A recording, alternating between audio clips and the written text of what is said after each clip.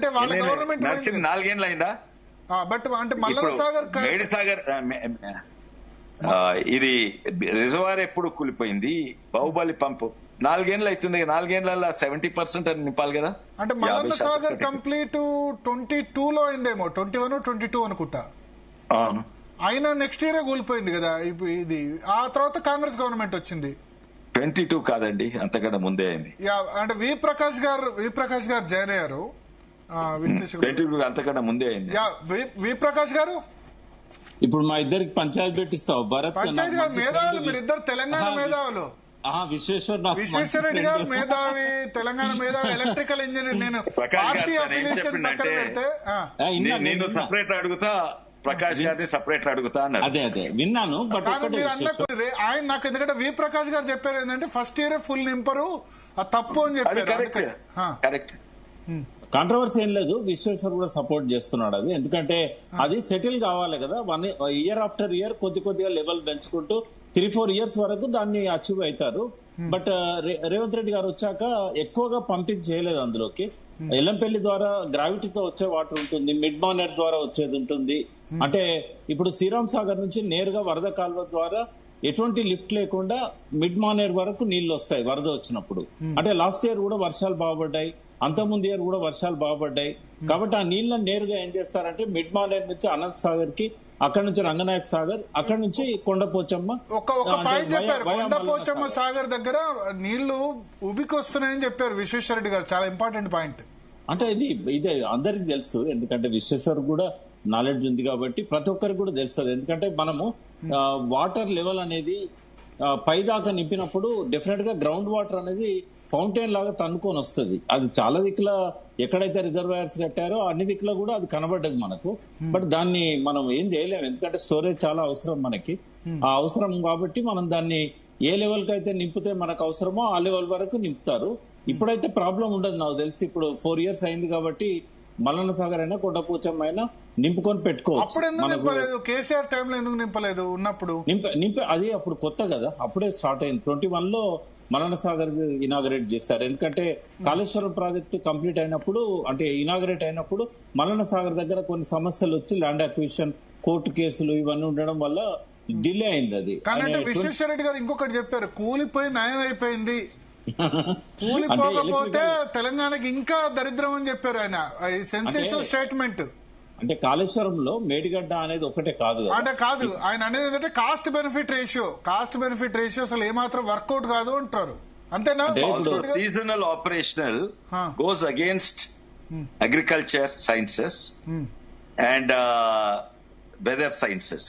అది నేను డీటెయిల్ గా చెప్తాను. ఈ పాయింట్స్ చాలా మంది చేయలేదు. లాస్ట్ సార్ ఒకటి ఉజ్జాయింపుగా చెప్పండి, కాస్ట్ బెనిఫిట్ రేషియో. పంట ఎంత వస్తుండే, ఖర్చు ఎంత అవుతుండే? చాలా మంచిదండి, చాలా మంచి ప్రశ్న. కేసీఆర్ గారు వచ్చినాక, తెలంగాణ వచ్చినాక వరి పంటలు బాగా పెరిగినాయి, ఉత్పత్తి బాగా అవుతుంది. అవును, చాలా ఎక్కువ, దాదాపు 2.5 నుంచి 3 కోట్ల వరకు, ఏది కోట్ల టన్ల ఉత్పత్తి వరి అంటే మనం ఎప్పుడు కోనసీమ, ఆంధ్ర చూసేది, తెలంగాణ నిజంగానే వరి. నా ప్రశ్న ఏంటంటే అది కాళేశ్వరం వల్ల అయిందా అని. అందరు అంటారు మా చెవల వండినా వరి, మా మహబూబ్ నగర్ వండినా కాళేశ్వరం పండుతారని చాలా మంది ప్రచారం చేసిండ్రు. తెలంగాణ అంటే ఓన్లీ అన్ని జిల్లాలు కదా. కానీ ఇప్పుడు చూడండి, కాళేశ్వరం నడుస్తలేదు కదా. ఈ ఏడాది ఎంతున్నది? 2,70,2.7 crore tons. అంటే కాళేశ్వరం ఉన్నా వండుతుంది, లేకున్నా వండుతుంది. అదే సుబూత్ అండి. ఏమి సుబూత్ లేదు. ఎల్లంపల్లి దగ్గర మోటార్లు మావే కదా, బాహుబలి పంపు మోటార్లు కాళేశ్వరం ప్రాజెక్ట్ లో బాగా కదా, వాటిలో యూజ్ చేశారు. మిగతా లేదండి, వరి ఎక్కడ వండుతుంది చూడండి. ఎంతవరకు నాగార్జున వరి చాలా వండేది 2 జిల్లాల, కరీంనగర్ దిక్కు, ఇటుక్కడి అండ్ నల్గొండ దిక్కు. ఎన్ని నీళ్ళు వస్తున్నాయి చూడండి. ఆ వాటర్ లెవెల్స్ నిన్ననే భువనగిరికి పోయొచ్చిన, భువనగిరి దగ్గర వచ్చారు, కట్టిండ్రు పెద్దది, దాని పేరు మర్చిపోయినా. అది ఇప్పటి వరకు ఒక సుక్క లేదు. కానీ నల్గొండ సస్యశ్యామలైంది. అంటే అది కాళేశ్వరం వల్ల అయిందా? మా రంగారెడ్డి జిల్లాలో వరి బాగా పండిస్తుండ్రు. వరి ఎందుకు పండిస్తుండ్రు ఎక్కువ అంటే, ఇది వేరే టాపిక్ లకు పోతున్నా గానీ నేను దీని మీద వేరే మాట్లాడినాను. ఇప్పుడు తెలంగాణకు అందాజ యావరేజ్ 24,000 కోట్లు వరి కొనుగోలు అవుతుంది. అయితే ఇది వరి ఎవరు కేంద్ర ప్రభుత్వం కొంటున్నది. ఎందుకు కేంద్ర ప్రభుత్వం ఈ వరి అవసరమా?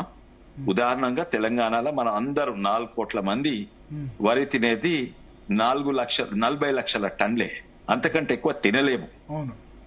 అంటే ఏడాదికి ఒకరు చిన్న పిల్ల పెద్దోళ్ళు అంతా కలిసి 72 కిలోల అన్నం తింటాం. అందరూ 4 కోట్ల మంది 70 అంటే చిన్న పిల్లలు పెద్దోళ్ళు తక్కువ తింటారు, మహిళలు తక్కువ, యావరేజ్ గా అంటుంటది. అది క్యాలిక్యులేట్ చేస్తే వరి 29 lakhs, బియ్యము 29 lakhs అంటే వడ్లు కొంచెం ఎక్కువ ఉంటది 40 లక్షలు. అంటే మనం తినేదానికంటే 5-6 ఇంతలు ఎక్కువ పండిస్తున్నది తెలంగాణ. అయితే ఈ వరి కేంద్ర ప్రభుత్వం కొని ఎక్కడ తీసుకొస్తుంది? ఇంకెక్కడన్నా బీహార్ లో కూడా ఎక్కువ పండిస్తుండ్రు, పంజాబ్ లో ఎక్కువ పండిస్తుండ్రు, యూపీలో ఎక్కువ అంతటా ఎక్కువ పండిస్తుండ్రు. ఈ వరి తీసుకొని ఎన్నో గోడౌన్స్ లో మురుగుతున్నాయి, పౌల్ట్రీ ఫీడ్ అయింది, దీంతో ఆల్కహాల్ తయారైతుంది. వరి తోటి దేశానికి లాభం అయితే లేదు, కానీ రాష్ట్రానికి బాగా లాభం అవుతుంది. ఎందుకంటే 24,000 crores అక్కడ పోతుంది. It's almost like fund from the central government given to Telangana. అందుకే అందరినీ వరి వండించేది. ఇంకోటి వరి వండించుడు తక్కువ లేబర్ అండ్ తక్కువ లెస్ ఎఫర్ట్ తోటి వండియవచ్చు. ఇది మీరు చూడండి, యావరేజ్ పర్ తెలంగాణ ఆల్మోస్ట్ అంటే according to official data 30.9 lakhs farmers ఉన్నారు. 24,000 crores డివైడ్ చేస్తే 70,000 rupees కేంద్ర ప్రభుత్వం రైతులను ఆదుకుంటందుకే ఇస్తుంది. ఎందుకంటే రైతులను పాత ప్రభుత్వం ఆదుకోలేగలుగుతుంది, ఈ ప్రభుత్వం కూడా ఏదో ఒకసారి రుణమాఫీ సగం మందికి ఇచ్చాదే ప్రతి ఏడాది ప్రతి రైతు కుటుంబానికి. అయితే రైతు వరి పెరిగేది ఎక్కువ కాళేశ్వరం వల్ల కాదు, ఇంకేం అలాగే. ఎందుకంటే వాళ్ళకు దిక్కు లేదు, కేంద్ర ప్రభుత్వం పంటనిచ్చే. ఇంకొక పాయింట్ చెప్పని అని, ఇది మొత్తం భారతదేశంలో ఏ రాష్ట్రానికి ఇంత ఫండ్స్ వస్తలేవు. ఉదాహరణంగా ఉత్తరప్రదేశ్ కు మనకంటే 10 ఎక్కువ, 7 ఎక్కువ జనాభా, 10 ఎక్కువ రైతులు, మనకు 24,000 కోట్లు వస్తే ఆడ 2,40,000 కోట్లు రావాలి. ఉత్తరప్రదేశ్ కు ఓన్లీ 70,000 కోట్లు, 73,000 కోట్లు. అంటే అన్నిట్లో ఎక్కువ మన తెలంగాణ. ఇది రైతు వరి వండించేది వేరే కారణం, ఇది కాళేశ్వరం కాదు, ఇంకేది కాదు, ఇది financial and that is the reason. Okay, so electrical engineer గా పవర్ కాస్ట్ ఇప్పుడు కాదు సార్, ఇంకో 15 సంవత్సరాల తర్వాత డ్రాట్ అప్పుడు, ఇప్పుడు నాగార్జున సాగర్ శ్రీశైలం కట్టేటప్పుడు 200-300 కోట్లు ఖర్చు అయింది, కానీ ఇప్పుడు లక్షల కోట్లు పెట్టినా ప్రాజెక్టు కట్టలేరు. ఇప్పుడు బీఆర్ఎస్ వాదన ఏంటంటే, ఇప్పుడు మేము ఇవాళ హరీష్ రావు చెప్పింది ఏంటంటే 80,000 కోట్ల ఖర్చు జస్ట్ కాస్ట్ ఎస్కలేషన్ 93,000 కోట్లు అయింది. ఇంకా 20 సంవత్సరాల తర్వాత ఇటువంటి ప్రాజెక్టు కట్టాలంటే కట్టరాదు. ఇప్పుడు కాబట్టి కట్టాం, అప్పుడు పవర్ చార్జెస్ తో కంపేర్ చేయలేమని అంటారు. అప్పుడు పవర్ చార్జెస్ ఎంత ఉండకపోవచ్చు, ముందుకు ఎప్పుడు అవుతుండొచ్చు, కానీ దీంట్లో ఇది ప్రాజెక్ట్ పని చెయ్యదండి. Not only power cost, power free వచ్చింది అనుకోండి, అయినా కూడా ఇప్పుడు చూడండి, ఆ ప్రాజెక్ట్ ఇల్ డిజైన్ ప్రాజెక్ట్. ఎందుకంటే గోదావరిని రివర్స్ పంప్ చేస్తారు. ఎప్పుడు రివర్స్ పంప్ చేస్తారండి? వానకాలంలో. వానకాలం మీ నుంచి కిందికి వస్తాయి, అటు మీ నుంచి కిందికి వచ్చే దేవుడు పంపే నీళ్లు, కేసీఆర్ దేవుడు పంపే నీళ్లు కింది నుంచి మీకు వాయర్. ఈ 2 దేవుళ్ల పోలా ఈ ప్రాజెక్టులన్నీ నాశనం అవుతాయి. సరే కేసీఆర్ గెలిచిండు అనుకోండి దేవుని మీద, గ్రావిటీ మీద, అవి ఎక్కడ పోతాయి? బాహుబలి పంపించి ఎక్కడ కొండపోచమ్మ మల్లన్న సారిపోతాయా? అవి సరిపోతాయా చెప్పండి? ఇది ఇల్ డిజైన్ ప్రాజెక్ట్ అండి. It goes against weather sciences, goes against agriculture sciences. ఇవన్నీ చూడలేదు. సాధారణంగా ఈ ప్రాజెక్ట్ లో సిస్టమిక్ డిజైన్ లా తప్పున్నది. సిస్టమ్ ప్రతి ఒక్కటి పనిచేసినా కూడా ఈ ప్రాజెక్ట్ లాభం లేదు.